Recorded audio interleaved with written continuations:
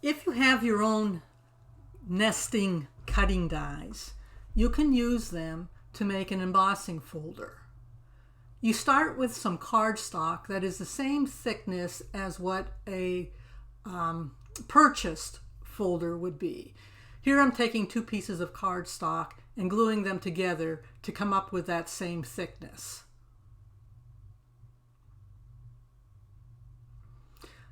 I'm scoring these 2 pieces down the middle so that I'll be able to fold it in half.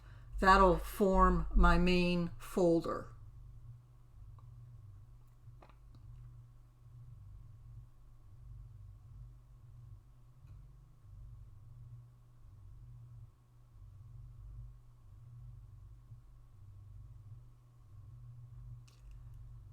Now I'm cutting another piece of cardstock that is just, I believe it's also 2 pieces thick.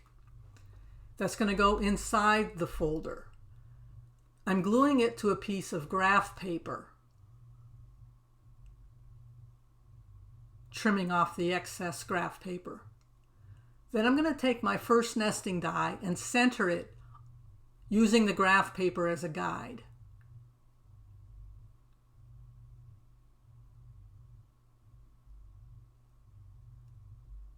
I'll run this through my die cutter.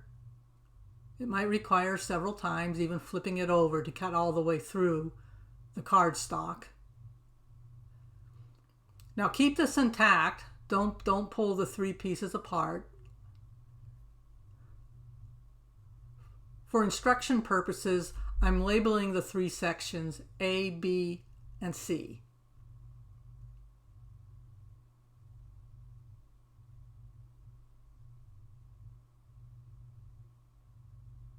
B being the tiny part in the middle.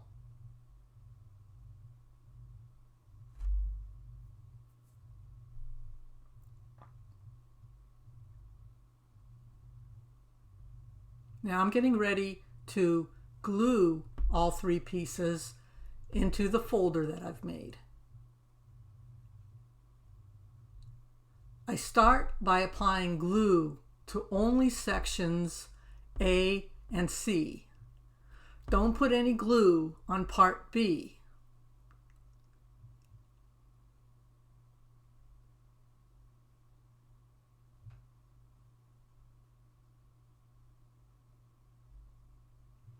Close the folder,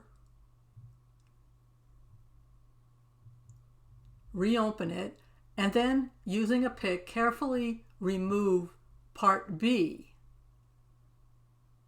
We're now ready to glue the back side of part B to the folder. So in order to line it up properly, after applying the glue, reinsert it and then close the folder. Now to test our new embossing folder. You might have to play around with the correct combination of sandwich materials that work for your die machine. Once I figured out what that combination was, I wrote it on the outside of the folder so I don't have to go through the process again. On my particular machine, this is the correct sandwich. I hope you've enjoyed this quick tutorial. Thanks for watching.